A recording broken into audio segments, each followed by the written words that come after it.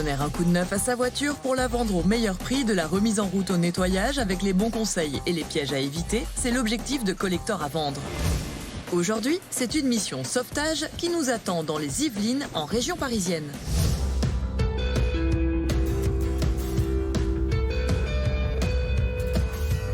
Allez.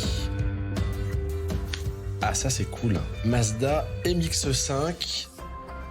Mazda, Jean-Philippe en a hérité il y a 4 ans. Seul problème, faute de bon stockage et d'utilisation, elle ne roule plus. Pour lui, la décision est prise, il est temps de s'en séparer. J'aimerais revendre cette voiture parce que j'ai pas la possibilité de pouvoir la stocker. J'ai besoin d'argent pour un projet immobilier. Elle démarre pas d'allumage. D'accord. Rien. Donc je sais pas ce qui se passe. Ah, donc elle démarre pas. Ça peut être rien comme ça peut être beaucoup. C'est quelque chose de fréquent, les gens oublient de faire rouler leur voiture et donc ça nous fait intervenir régulièrement. Pour la réparation et pour la restauration du véhicule, j'ai un budget à peu près entre 1500 et 2000 euros. J'espère qu'on va pas me faire un gros devis au niveau de ces réparations-là. Bon Jean-Philippe, t'inquiète pas, on a la bonne adresse. Je peux te dire que c'est des super bons. Sa Mazda, Jean-Philippe aimerait la revendre environ 14 000 euros, une somme qu'il compte injecter dans son projet immobilier. Pour parvenir à ses fins, Grégory l'a donc mis en contact avec le garage de Giuseppe et Cyril à Carrières-sur-Seine. C'est le petit garage comme avant. Moi j'aime bien, c'est un côté un peu passéiste.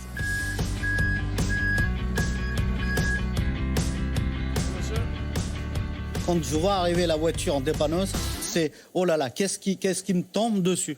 Qu'est-ce que je vais avoir? Maintenant que la Mazda est entre de bonnes mains au garage, il est temps pour Samir de repartir. Place au diagnostic de la voiture. Bon, allez, on va en savoir un petit peu plus. Ils sont très complémentaires parce que Cyril, c'est un excellent peintre automobile et Giuseppe, c'est un excellent mécanicien. Donc c'est un tandem de choc. On a une super équipe, vraiment. Ça, c'est du garanti.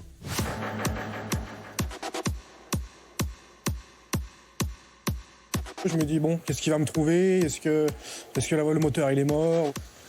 C'est un véhicule assez ancien, donc c'est vrai qu'on a beaucoup de questions qui arrivent et on se demande à quelle sauce on va être mangé. C'est un véhicule qui est resté un bout de temps arrêté, qu'on peut s'attendre à tout. Au niveau des amortisseurs, il faudrait peut-être remplacer, parce qu'un véhicule qui est resté longtemps arrêté, sans rouler, un amortisseur, c'est une pièce qui doit travailler. Je change les 4 amortisseurs sur la voiture? Évidemment, 4 amortisseurs, il faut les remplacer. Quand on change un amortisseur, on change les 4 amortisseurs. Et ça, c'est comme les pneumatiques, ça c'est obligatoire, ça marche toujours par paire. Au niveau de sécurité, les freins, enfin contrôler les plaquettes, l'huile de la boîte de vitesse, D'accord. l'huile moteur, filtre à huile. On peut pas éviter, on peut pas faire des économies sur ces éléments-là. D'accord. C'est impératif. Il faut tout contrôler, il faut tout purger, il faut faire les frais. Et une fois qu'on fait les frais, contrôle technique. Sinon, pas de vente possible. C'est un véhicule, je pense, qui vient de l'étranger. Oui, c'est en Belgique, le véhicule. Ok. On va redescendre un tout petit peu la plaque pour que le pare-choc, on le voit intégralement. En plus, ce qui est le plus beau dans la MX-5, c'est son petit museau comme ça, avec cette grande bouche. Alors, on a l'impression qu'elle vous sourit, la voiture.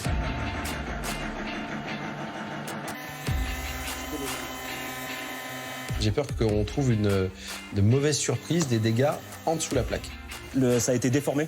Donc on va réparer tout ça, on va réparer ce pare-choc. Et puis ça sera propre. Au moins il n'y aura rien à dire sur l'aspect esthétique.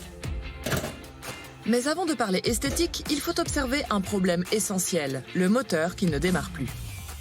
Une voiture qui ne démarre pas, comme on disait, il peut y avoir plein de choses. Les pièces vitales pour le moteur, c'est la courroie de distribution. C'est à quoi la courroie du... Si cette courroie casse, vous cassez votre moteur. Parce qu'il n'y a plus rien qui est en coordination. Et ça finit qu'un moteur, il explose. Et donc je suis obligé de le faire. Donc ça, il faut le faire. Il y a pas mal de petites choses qui vont pas. Donc là, dans ma tête, évidemment, je vois le devis de réparation et le coût augmenter. Courroie de distribution, elle a une courroie qui pète, c'est les soupapes dans les dents. Pour un morceau de caoutchouc, une courroie qui coûte 50 €, on risque de perdre un moteur qui en vaut 5000. Après avoir établi le diagnostic moteur, il est temps de vérifier un autre élément de taille sur la MX-5, le toit ouvrant. Alors, moment de la vérité. Si on a un problème de capote, c'est un billet de 1500, 2000 €. Hein. Et ça, boum, en plus, hein. Ça va très vite. Hein.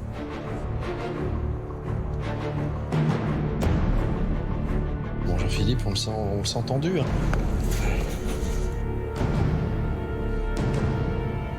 La capote, elle Elle est très très belle. Impeccable. Très très belle. Donc pas de frais à prévoir par rapport à la capote. Non, non, pas du tout. C'est ce que j'ai redouté sur ce véhicule-là, souvent c'est les capotes.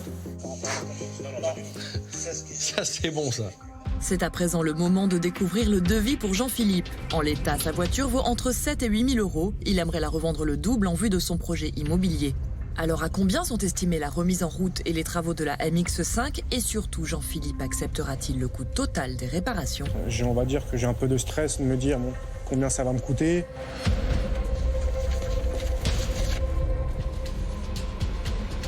Alors, le devis est de...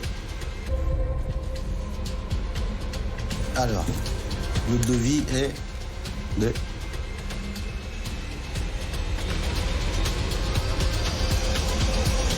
1 776,81 €. C'est parfait. On est dans mon budget. Ça va. Franchement, on est sous les 2 000 euros. Une remise en route qui est pas très chère. Non, c'est très très honnête. Donc au final, oui, dépannage plus réparation, je suis vraiment dans mon budget. Maintenant que le devis est accepté et signé, c'est le moment d'entrer dans le vif du sujet pour Giuseppe. Première étape, la remise en route.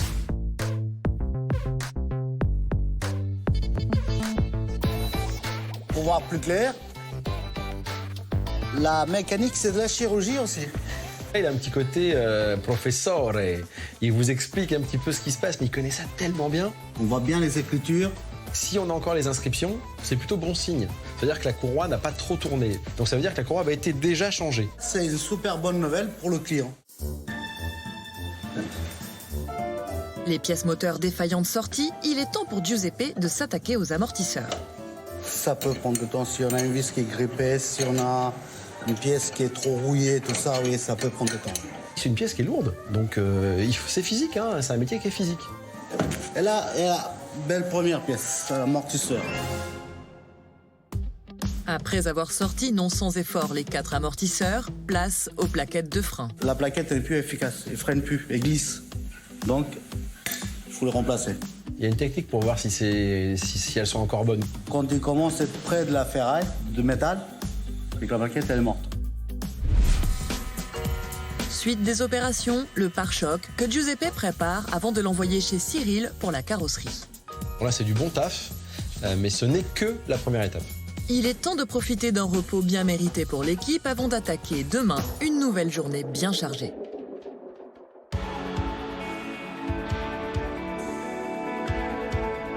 C'est le 2e jour des opérations et pour bien commencer la journée, Dr Mazda va refaire une santé à la voiture. Un peu noir, on voit bien qu'elle a vieilli. Il analyse comme ça la viscosité, la couleur, c'est important, comme le sang en fait. Un sang qui est trop noir, c'est un sang malade. Donc c'est pareil pour de l'huile.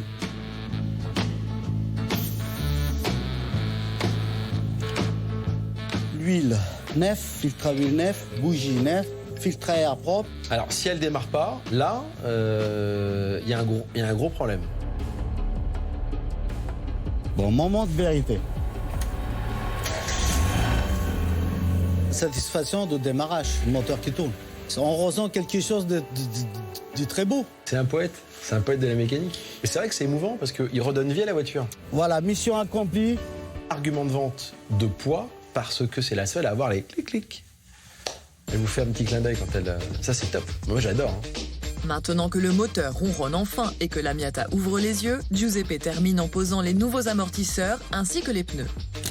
Première mission accomplie pour Giuseppe. Maintenant, le passage de témoin, le relais à Cyril. À toi. Cyril, c'est un vrai maniaque de la peinture. Retrouver le même gris, ça va être tout le talent de Cyril. Ça, c'est la recette de la teinte de la Mazda. 82,3 grammes de gris métal, 1 gramme de brun transparent. C'est plus de la chimie, c'est de l'alchimie. C'est qu'on a vraiment une recette très précise. À 0,1 gramme près, on peut modifier la teinte.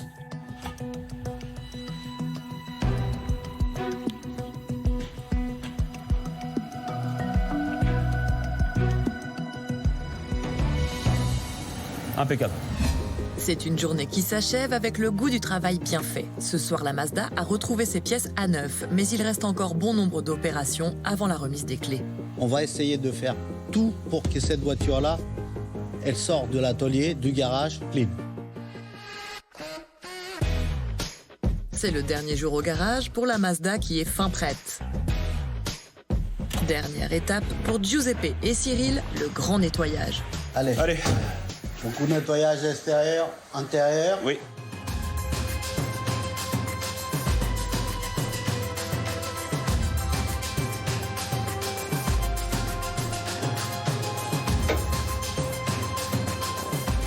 C'est des maniaques.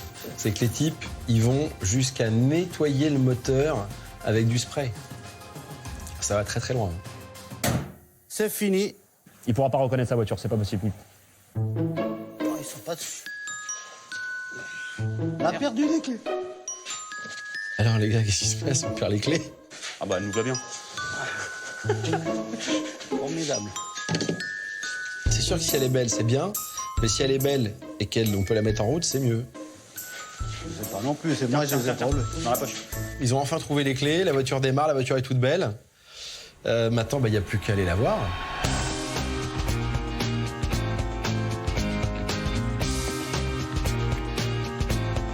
Salut les gars, elle est neuve.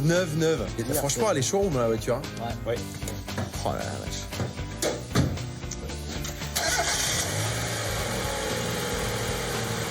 Vous avez fait un très bon boulot les faire gars. un tour avec. Ah, je vais la conduire. Ah, je te laisse Ah, parce que ça, conduire, c'est mon kiff.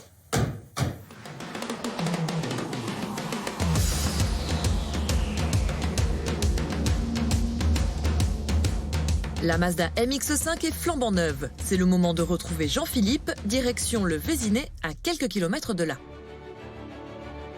Alors, Rien à dire. ça claque, hein.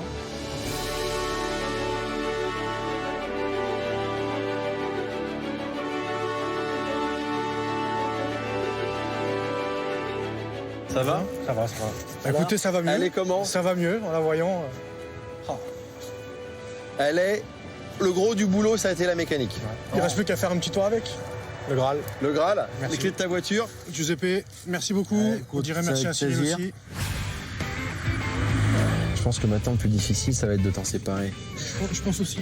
Ah ouais, non, mais elle est magnifique. Hein. Au final, elle revient à 9000. C'est ça. C'est une voiture qui avait été achetée en famille dans les 7000 €. C'est ça. Non, ça, je dis pas de bêtises. Hein. Ouais. T'as mis 2000, on est à 9000. En dessous de 13 000, faut pas la vendre. Non, je pense pas. Elle a une super gueule. Ça fait 115 chevaux, c'est pas énorme, mais comme c'est léger, t'as des sensations. Bon, écoute, Jean-Philippe, t'as une très belle auto qui va trouver un futur très heureux propriétaire. J'espère. Mission accomplie pour ce nouveau collector dans Direct Auto. Bah, et puis merci encore. Hein. C'est notre mission, c'est notre mission dans Direct Auto. Vous trouvez les meilleurs. Depuis notre départ, Jean-Philippe n'a pas encore revendu sa Mazda MX-5, mais il ne perd pas espoir. Il souhaite toujours en tirer 13 000 € afin de se lancer dans son projet immobilier.